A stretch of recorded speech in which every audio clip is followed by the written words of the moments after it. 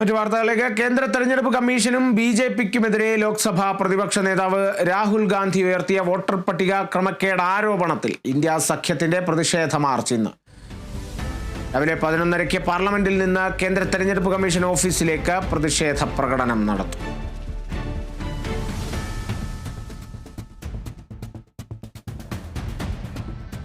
അതുല്യ രാമചന്ദ്രൻ ചേരുന്നു വിവരങ്ങളുമായി. അതുല്യ, കഴിഞ്ഞ ദിവസവും ഈയൊരു ആരോപണം രാഹുൽ ഗാന്ധി നടത്തിയതിന് പിന്നാലെ ബി.ജെ.പിയുടെ ഭാഗത്തു നിന്നും വലിയ വിമർശനങ്ങൾ ഉയരുന്നുണ്ട്. അതോടൊപ്പം രാഹുൽ ഗാന്ധിക്ക്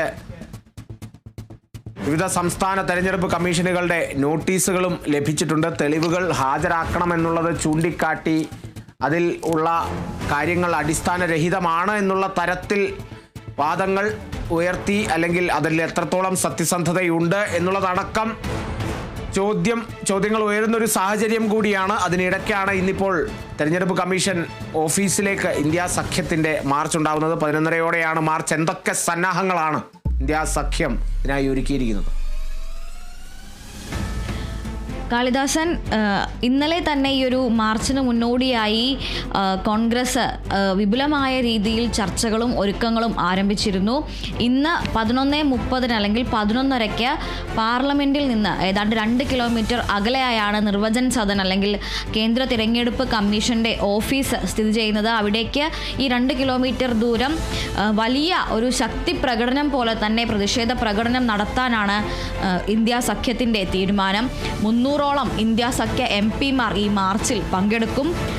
ലോക്സഭാ പ്രതിപക്ഷ നേതാവ് കൂടി ആയിട്ടുള്ള രാഹുൽ ഗാന്ധിയുടെയും കോൺഗ്രസ് അധ്യക്ഷൻ മല്ലികാർജുൻ ഖാർഗെയുടെയും നേതൃത്വത്തിലാണ് ഈ പ്രതിഷേധ മാർച്ച് നടക്കുന്നത്.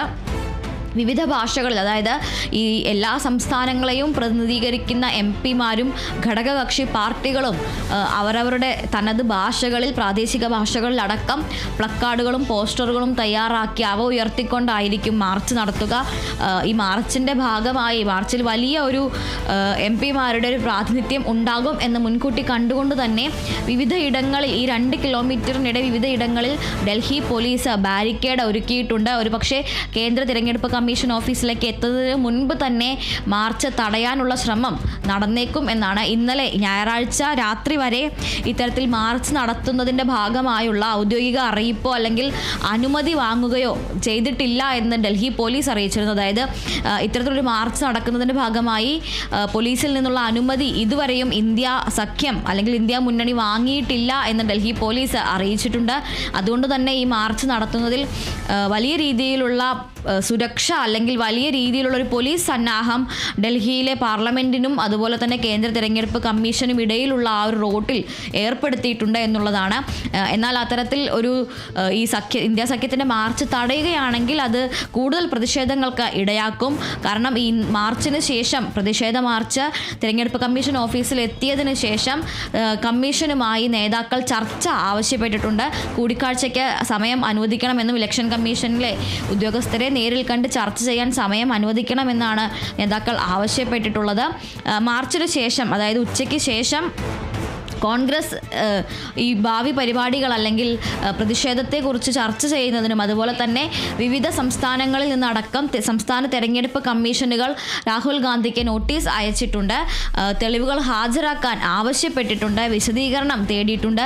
ഇത്തരം കാര്യങ്ങളെ നിയമപരമായി എങ്ങനെ നേരിടണം എന്നതിലടക്കം ചർച്ചകൾ ചെയ്യുന്നതിനായി AICC ജനറൽ സെക്രട്ടറിമാരുടെയും അതുപോലെ തന്നെ മുതിർന്ന കോൺഗ്രസ് നേതാക്കളുടെ ഒരു യോഗം ചേരുന്നുണ്ട്. ആ യോഗത്തിൽ ഇത്തരത്തിൽ കോൺഗ്രസ് ഇതിനെ എങ്ങനെയാണ് നേരിടുക, നിയമപരമായി സ്വീകരിക്കേണ്ട നടപടികൾ അല്ലെങ്കിൽ തുടർ നടപടികൾ എന്തെല്ലാമാണ് എന്ന കാര്യങ്ങളാണ് ചർച്ചയാവുക.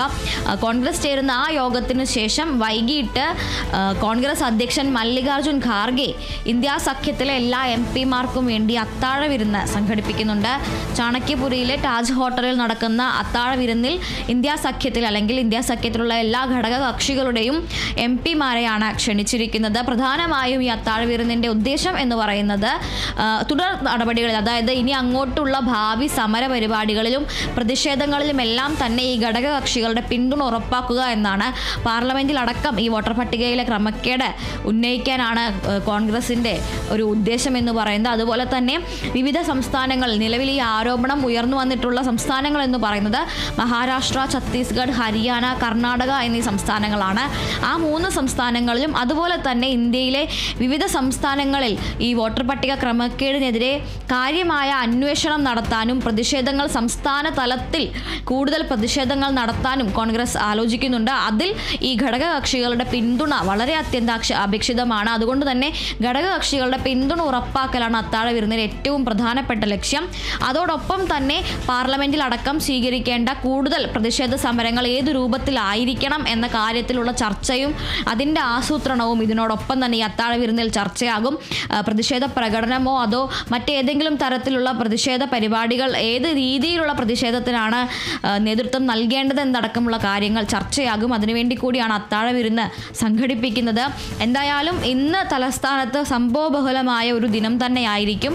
പാർലമെന്റ് 2 ദിവസത്തെ ഇടവേളയ്ക്ക് ശേഷം ആരംഭിക്കുകയാണ്.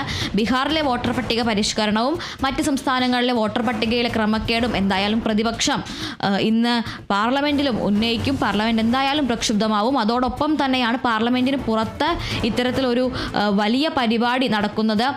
ഏതാണ്ട് 2024 ശേഷം, ഒരു വർഷത്തെ ഇടവേളയ്ക്ക് ശേഷം ആദ്യമായാണ് പാർലമെന്റിന് പുറത്ത് ഇത്തരത്തിലൊരു സംയുക്ത പരിപാടി നടക്കുന്നത് തന്നെ.